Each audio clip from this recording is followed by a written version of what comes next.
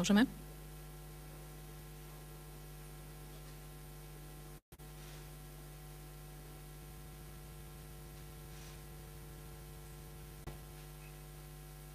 Môžeme? Dobrý deň, vážené dámy, vážení páni. Vítajte na spoločnom tlačovom briefingu predsedu Národnej rady Slovenskej republiky pána Richarda Rašiho a predsedu Poslaneckej snemovne Parlamentu Českej republiky pána Tomia Okamuru pri príležitosti jeho oficiálnej návštevy Slovenskej republike. Dovoľte mi, aby som na úvod odovzdala slovo predsedovi Národnej rady Slovenskej republiky pánovi Richardovi Rašimu. Nech sa páči, pán predseda. Príjemný dobrý deň prajem.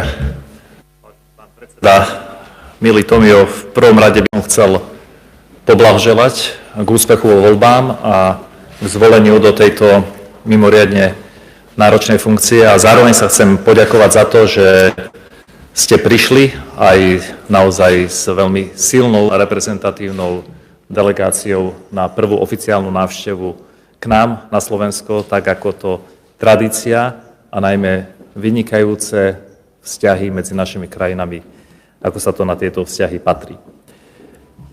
Pre mňa je to potvrdením toho, že naše národy fungujú síce aj bez ohľadu na to, aké politické reprezentácie sú na čele, ale myslím si, že pre naše národy, pre vzťahy spoločenské, politické, ale aj ekonomické je dôležité, aby boli aj vedenia parlamentov, aj naše parlamenty, aj naše vlády naladené rovnako, aby sme vedeli naše vzťahy, ktoré máme historické a prirodzené, nielen rozvíjať, ale aby sme ich vedeli posunúť ďalej.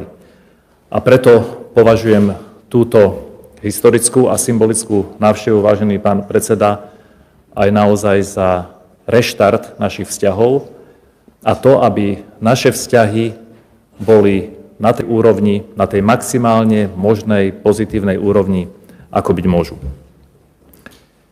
Naše parlamenty majú vo vzťahoch medzi Českou republikou a Slovenskom mimoriadne dôležitú úlohu, pretože aj rozhodnutia vlády, aj vôľa občanov býva pretavovaná do prijímania zákonov v našich parlamentoch. Ja verím, že aj naše parlamenty budú hybnou silou toho, aby sa obnovili rokovania nielen na oficiálnom, ale aj neoficiálnom ľudskom a spoločenskom formáte. Verím, že sa budeme stretávať vedenia parlamentov často, že budeme riešiť problémy, ktoré v parlamentoch obaja máme, že budeme riešiť to, ako parlamenty fungujú, ako sa zákony príjmajú, ako sa vedie k ním diskusia, ako sa mení legislatíva. Verím, že táto návšteva reštartuje aj vzťahy medzi našimi mladými ľuďmi, ktorí sa zaujímajú o prácu našich zákonodárnych orgánov. Na Slovensku máme veľmi aktívny parlament mladých. V Českej republike takisto ja verím, že my dvaja budeme symbolicky viesť aj výmenné pobyty, vzťahy, návštevy parlamentov, organizovanie parlamentov slovenských študentov v Čechách, českých študentov na Slovensku. A verím, že v tej parlamentnej úrovni sa vrátime aj k niečomu, čo som spomínal, keď som sa stal predsedom Národnej rady Slovenskej republiky, že vytvoríme nejakú naráciu česko-slovenskej vzájomnosti alebo podpory, pretože my dvaja sme žili v dobe, keď pre mňa český jazyk a pre občanov Českej republiky slovenský jazyk boli druhým rodným jazykom, ktorým sme vedeli rozprávať bez toho, aby sme sa ho potrebovali učiť. Vidíme, že aj u našej mladej generácii možno to československé a slovensko-české sa pomaly stráca. Ja by som bol rád, keby sme aj my vedeli nadviazať a podporiť tie naše tradične silné historické vzťahy a aj to, aby ten jazyk druhého národa bol pre nás takým istým prirodzeným ako ten náš vlastný. Máme pred sebou obrovské výzvy, problémy a ciele, ktoré chceme riešiť spoločne.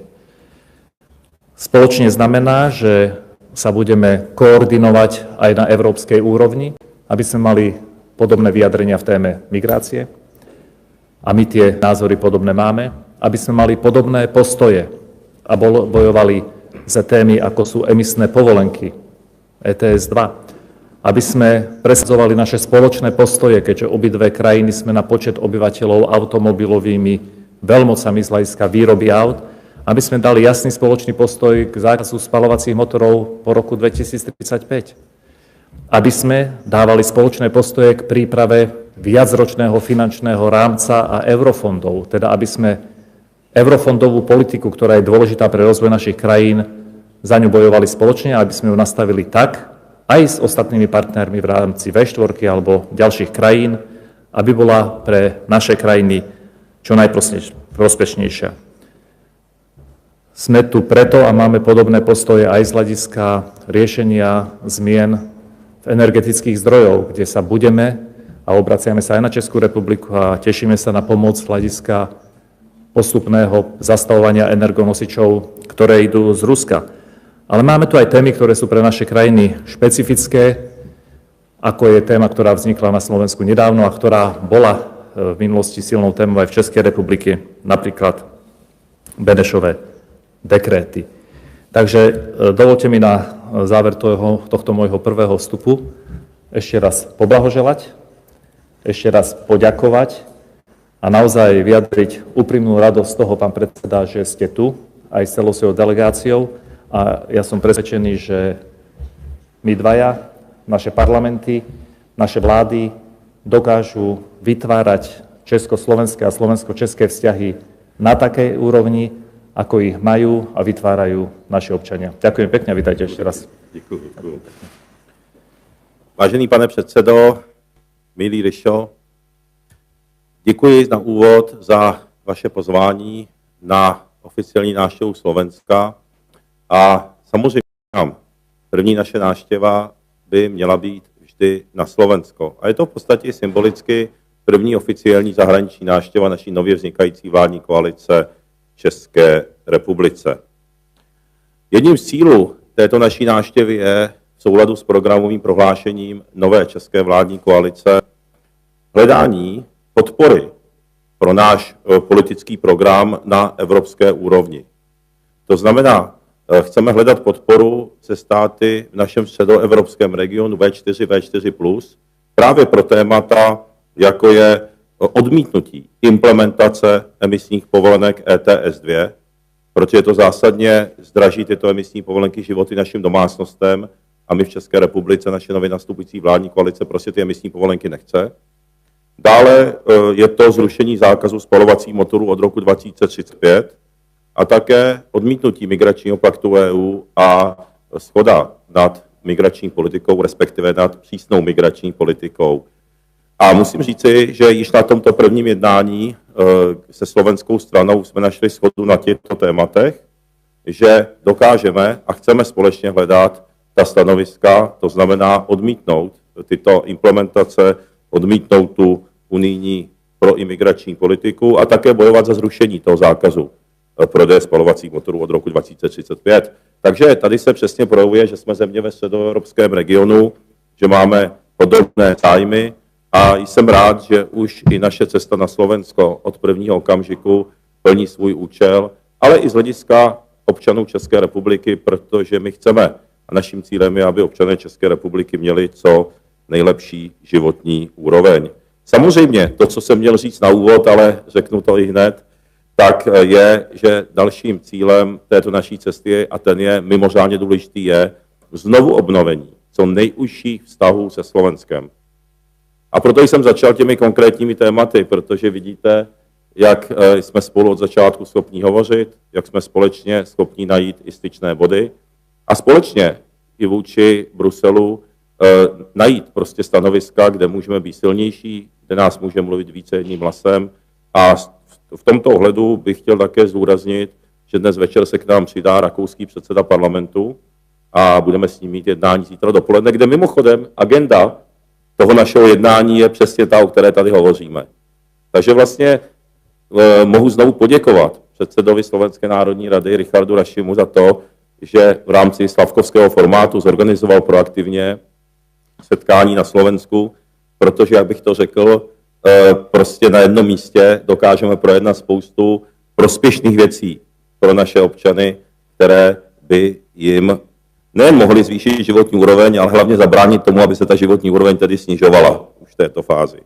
Jinak zaslechl jsem, a až mě to tedy překvapilo, musím říct, že na Slovensku je téma Benešových dekretů, že je to tady politické téma, tak za Českou republiku jsem řekl to, že oceňujeme pozici slovenské vládní koalice k Benešovým dekretům.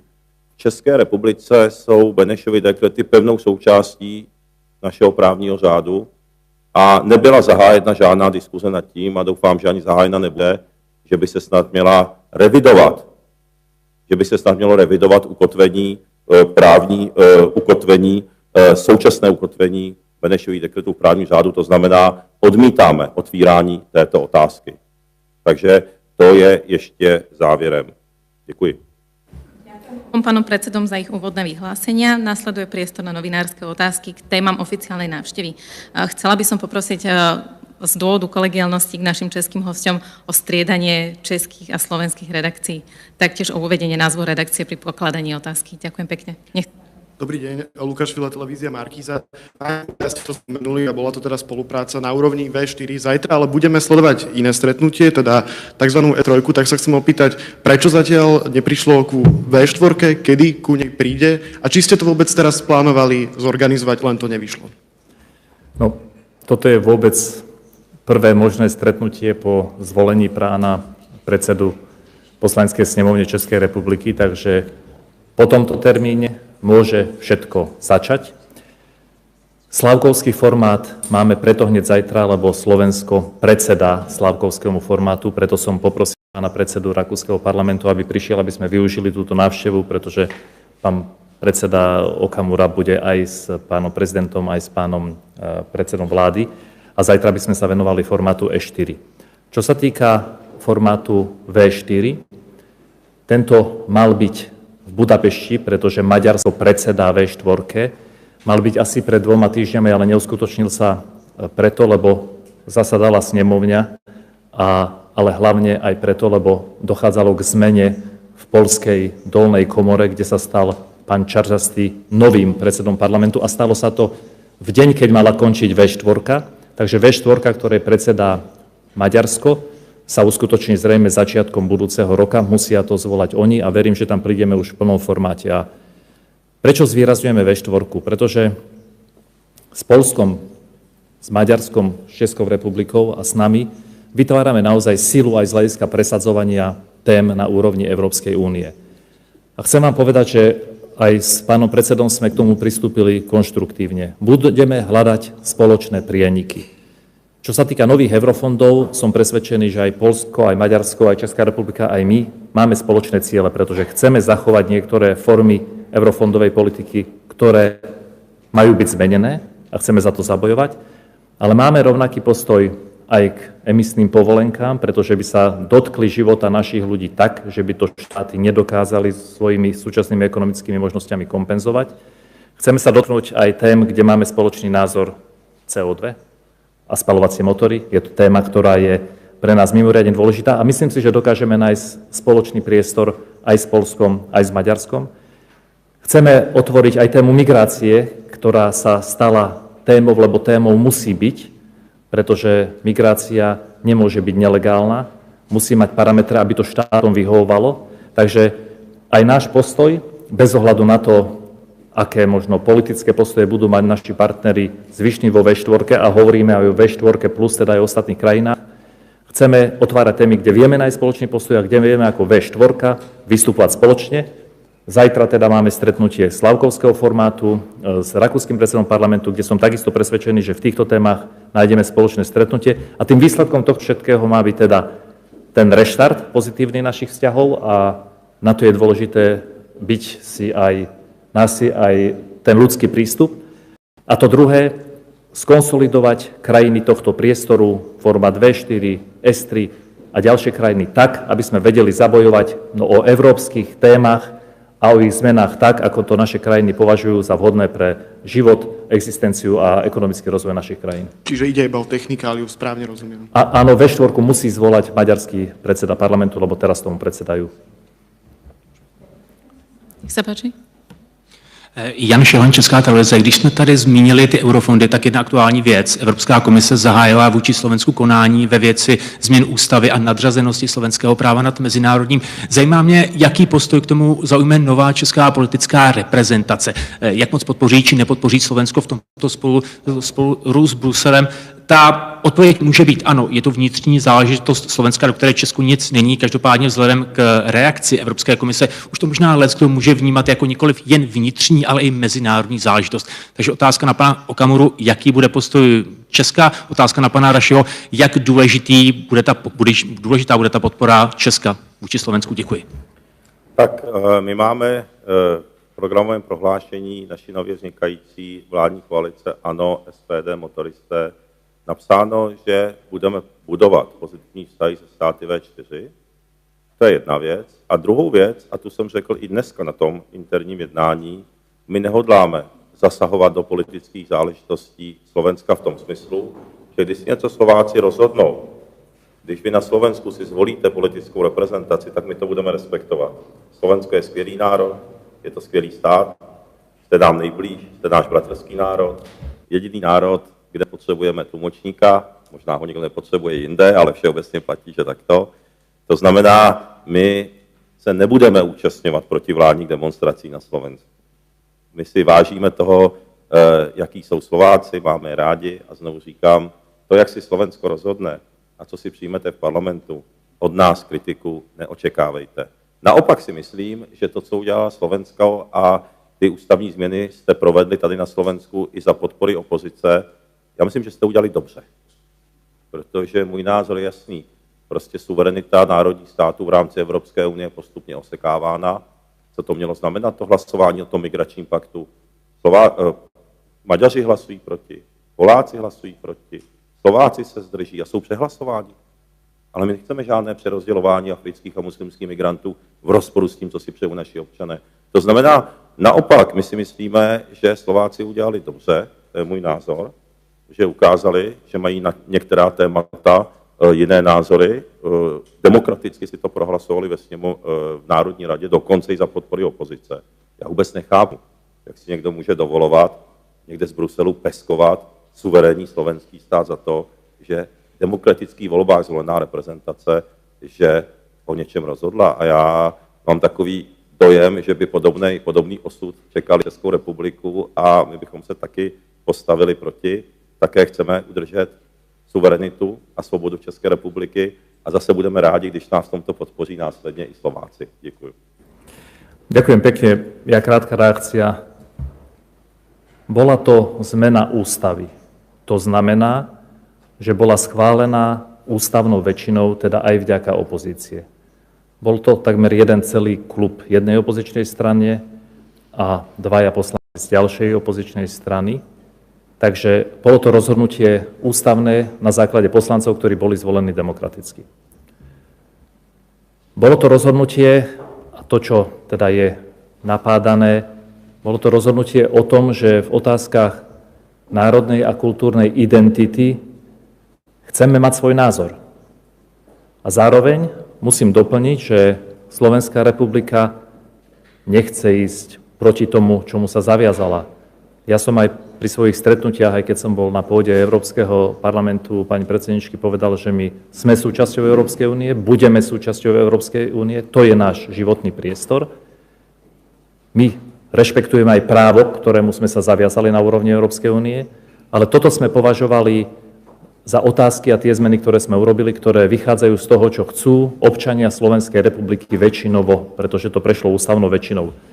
Ale keďže sme súčasť Európskej únie, ako som povedal, my samozrejme budeme komunikovať. Ja si myslím, že sa to dá vykomunikovať tak, aby z Európskej komisie nechodili výhrady a zároveň, aby naša ústava ostala taká, aká je prijatá teraz. Pre nás je to naozaj otázka vôle väčšiny občanov Slovenskej republiky. Ešte máme priestor na poslednú otázku. Nech sa páči. Dobrý deň, Katarína Chovančáková, Slovenský rozhlas. Pán Okamura, vy ste na túto prvú zahraničnú cestu zobrali iba poslancov novovznikajúcej koalície. Prečo ste sa takto rozhodli? A pán Raši, čo možno na toto hovoríte? Tak děkuji za tu otázku. Jsem mi dostal před odjezdem i v rámci České republiky, takže jsem nacvičen odpovědí. Tak zaprvé ta cesta pozvání pana předsedy Národní rady Rašiho jsem obdržel, tuším, téměř před 3 týdny. A v té době nebyl ani zvolen do vedení Poslanecké sněmovny nikdo jiný než zástupce nově vznikající vládní koalice. Takže to je jedna věc. A pak vám řeknu jednu upřímnou věc, za kterou se vůbec nestydím. Tu delegaci jsem představoval já, protože to byla delegace, bylo to pozvání pro předsedu České poslanecké sněmovny. A my v nové vládní koalici máme ve vládním prohlášení, programovém prohlášení, že chceme budovat pozitivní vztahy se zeměmi V4. A chci budovat co nejlepší pozitivní přátelské vztahy se Slovenskem. Máme vás rádi. A neumím si představit, že by součástí mojí delegace byl někdo, kdo rozboural vztahy se Slovenskem. Aby tady byli lidi, kteří by říkali v úvozovkách, že nemají Slovensko rádi.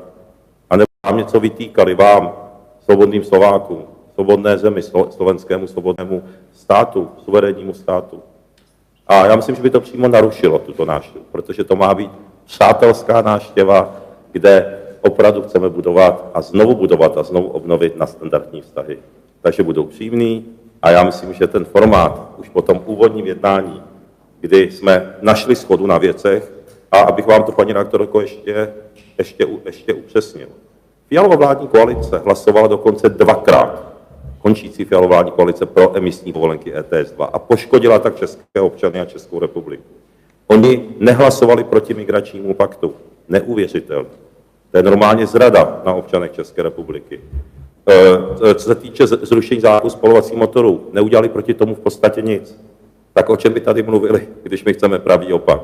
My chceme pomoct českým občanům, chceme, aby měli vyšší životní úroveň a hledáme společné stanoviska a podpůrné stanoviska s bratrským sousedním Slovenskem proto, aby se našim občanům, ale i slovenským občanům potažmo, ale to je už záležitost slovenské reprezentace, do toho my mluvit nebudeme, ale aby se našim občanům dařilo lépe. Takže vám to říkám na rovinu, říkám vám to upřímně a jsem rád, že návštěva probíhá ve velice přátelském pozitivním duchu a už v tuto chvíli přináší konkrétní pozitivní výsledky. A ja teda doplním pána predsedu. Keď výsledkom tejto návštevy má byť reštart a rozprúdenie a podpora tých vzťahov na maximálnu možnú úroveň aj z hľadiska vedenia parlamentov, aj vlád, tak aj pre mňa bolo prirodzené, že prišla delegácia zložená z nových koaličných partnerov, pretože nositeľom myšlienok, tém a spoločných rozhodnutí a spoločných postojov bude vládna koalícia v Českej republike a vládna koalícia v Slovenskej republike. Čiže aj keby sa nič neudialo z hľadiska minulej vlády, bohužiaľ sa udialo to, že sme spolu nemohli rokovať, aj keď sme veľmi chceli, tak je to absolútne racionálny argument, pretože nositeľom všetkých rozhodnutí bude parlament Českej republiky a vláda Českej republiky a u nás je to parlament Slovenskej republiky a vláda Českej republiky. Čiže tá delegácia je urobená najviac v prospech nových vzťahov a v prospech spoločných postojov, keď budeme bojovať na úrovni Európskej únie za témy, ktoré sa dotýkajú priamo našich občanov. Preto aj ja som delegáciu urobil adekvátne. Sú tam podpredsedovia Národnej rady za koalíciu a predsedovia výborov, sú to zároveň najdôležitejšie výbory, hospodársky výbor, sociálne veci, ale aj kultúra. Čiže urobili sme to takisto, aby sa stretli partneri, ktorí spolu budú komunikovať a ktorí, keď sa o niečom rozhodnú, tak to budú vedieť dotiahnuť preto, lebo sú súčasťou koalície jednej krajiny alebo koalície druhej krajiny. Ďakujem obom pánu predsedom za ich vyjadrenia, novinárom za účasť. Príjemný deň, dovidenia. Ďakujem pekne. Ešte raz som je. Ďakujem. Byly domluveny 3 otázky z české strany a 3 otázky ze Slovenska. Tak, ešte dajme tu, tak ještě televize Prima. aby boli tie vzťahy nenarušené hneď na začiatku. Nech je 2-2. Domluva byla jiná, tak výborně. Dobrý den, Andrea Tajsigová, CNN Prima News. Já bych poprosila pana Okamuru ještě k té Vyšegrádské 4, protože je to jenom pár dní, co zrušil například polský prezident setkání s Viktorem Orbánem kvůli tomu, že Viktor Orbán odletěl za Vladimirem Putinem do Ruska. A jestli jste i teď řešili na tom jednání otázku bezpečnosti, protože je to i pár dní, co pan Robert Fico se sešel s generálním tajemníkem NATO, požádal o posílení obrany vzdušného prostoru Slovenska, tak jestli jste řešili i třeba ale i ruskou agresi na Ukrajině vzhledem k té bezpečnosti. Děkuji. Děkuji. Toto téma nebylo tématem schůzky, kterou jsme měli. Tématem bylo znovu obnovení vzájemných vztahů, jak jsem říkal, ETS, dvojka, migrace, pak to byly spalovací motory a i různá kulturní výměna a tak dále. Takže během 30 minut jsme se k takovému tématu nedostali. Co se týče V4, tak víme, že jsou tam určité posuny, můžou být posuny, ale já si myslím, že a naším cílem bude i v rámci nově vznikající české koalice tu V4 obnovit. Víme, že v Polsku jednou věcí je vládní většina, druhou věcí je prezident. Prezident Nawrocki, když navštívil Českou republiku, tak se potkal s panem předsedou Andrejem Babišem, který je pověřený sestavením nové české vlády. Takže ty vztahy fungují. Mimochodem, teď se připravuje i moje návštěva Maďarska, která by měla být buď koncem února nebo březnu. Mělo by to být ovšem opět širší formát, jako dneska je to S3, tak i tam by to mělo být zástupce více států.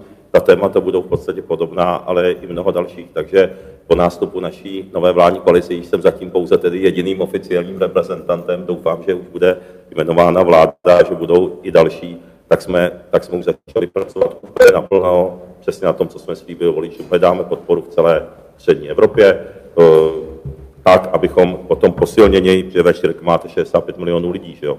10 milionů Českou republiku nikdo v Bruselu poslouchat nechce, ani nebude, to říkám na rovinu, vidíme to. Proto právě budujeme tuhletu alternativu a proto se někteří zase politici, Fialova vláda, se snažili tu V4 rozbít, protože je to alternativa právě vůči těm bruselským příkazům a směrnicím. Takže budeme postupovat dál a doufám, že to všechno dáme rychle dohromady. A ja krátka reakcia, naozaj mali sme malý formát a neviedli sme to monokraticky, ale demokraticky, takže vyjadrili sa aj ostatní členovia delegácií, ale čo som urobil?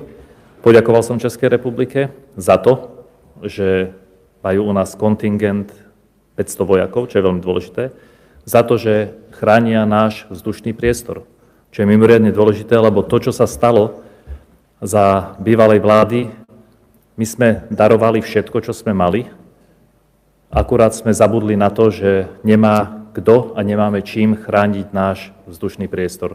Takže máme ešte pred sebou aj obed, ďalšie oficiálne stretnutia, máme spoločnú večeru aj s našim rakúskym partnerom, určite príde aj na to, ale čo som stihol, bolo naozaj poďakovanie za to, že nám pomáhate chrániť náš vzdušný priestor, lebo bez vás by sme teda boli bezbranní.